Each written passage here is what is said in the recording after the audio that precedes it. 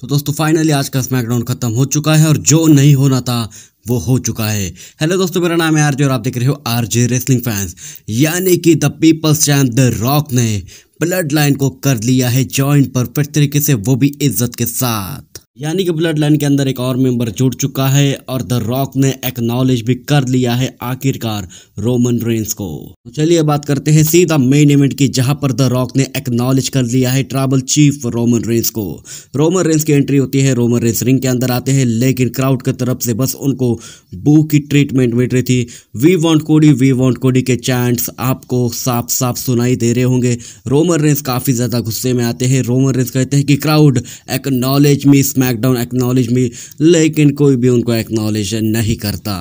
इसके बाद Roman Reigns कहते हैं कि मैं तुम्हें सही बात बताऊं, तुम लोग बहुत ही बस्तर लोग हो, तुम बहुत ही घटिया लोग हो, लेकिन तुम्हारी वजह से मुझे यहाँ पर आना ही पड़ता है और तुम मुझे एक्नॉलेज करो या फिर ना करो, लेकिन मैं हूँ तुम्हारा tribal chief, the head of the table, the undisputed universal heavyweight champion. चलो मुझे तो कोई फ़र्क नहीं पड़ता तुम्हारी बू से, तुम्हारे चेयर से, लेकिन आज की स्मैकडाउन बहुत ही बेहतरीन स्मैकडाउन होने वाली, सबसे ग्रेटेस्ट स्मैकडाउन होने वाली है, क्योंकि ब्लड लाइन के अंदर एक और मेंबर जुड़ने वाला है जो कि ब्लड लाइन का सबसे महान मेंबर होने वाला है।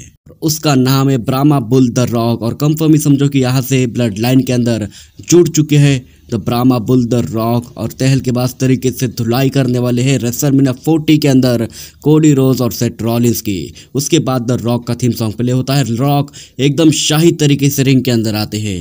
रॉक रिंग के अंदर होते हो पहले तो वो WWE यूनिवर्स को काफ़ी ज़्यादा रोस्ट करते हैं, उनकी छल्ली छल्ली कर देते हैं the people's champ the Rock. The Rock बस सिंपल इतना कहते हैं कि ये जो अरीना है, ये जो स्मैकडाउन है आज की, इसके अंदर सबसे ज़्यादा ऑडियंस भरी है खचाखच, और उसके बाद ऑडियंस को ही द रॉक रोस्ट करने लग जाते हैं। देन उसके बाद रॉक बोलते हैं कि यहाँ की ऑडियंस बिल्कुल ही पागल है, किसी के पास भी रत्ती भर भी दिमाग नहीं है। उसके बाद द रॉक बस इतना कहते हैं कि मैं और रोमन रेंस तुम्हें WWE इतिहास का सबसे ग्रेटेस्ट मैच देने वाले थे रेसलमेनिया 40 के लिए, लेकिन तुम्हें क्या पसंद है री मैचेस। लास्ट ईयर मेरे भाई रोमन रेंस ने कोडी रोज को हरा दिया था बुरी तरीके से, और इस साल जिमी ऊसो, सोलो सिकवा और मेरी मदद से हम एक बार फिर से कोडी रोज को तहलकेबाज तरीके से हरा देंगे और रोमन रेंस की अनडिस्प्यूटेड यूनिवर्सल हैवीवेट चैंपियनशिप को रिटेन करवाने में उसकी मदद करेंगे, वो भी परफेक्ट तरीके से इज्जत के साथ। हम लोग हमेशा बोलते हो कि कोडी रोज को अपनी स्टोरी को फिनिश कर देना चाहिए, लेकिन कोडी रोज की स्टोरी है क्या? पिछले साल उसे मौका मिला था रोमन रेंस के अगेंस्ट अपनी स्टोरी को फिनिश कर देने का, लेकिन उसका पोपट हुआ पिछले साल रेसलमेनिया 39 के अंदर। रोमन रेंस ने यहाँ पर बुरी तरीके से हरा दिया, इसी रिंग के अंदर, इसी अरीना के अंदर नहीं बल्कि इसी स्टेडियम के अंदर रोमन रेंस ने हरा दिया सोलो सिकवा की मदद से कोडी रोज को, और अपनी अनडिस्प्यूटेड चैंपियनशिप को इज्जत के साथ रिटेन किया। और इस साल भी ऐसा ही होने वाला है, ऐसा ही हो सकता है और फ्यूचर के अंदर ऐसा ही होने वाला है। कोडी रोज अपनी स्टोरी को कभी भी फिनिश नहीं कर पाएगा, रोमन रेंस के सामने तो नहीं कर पाएगा। अगर वो कर सकता है तो वो सेथ रॉलिंस के सामने कर सकता है वर्ल्ड हैवीवेट चैंपियनशिप जीत के।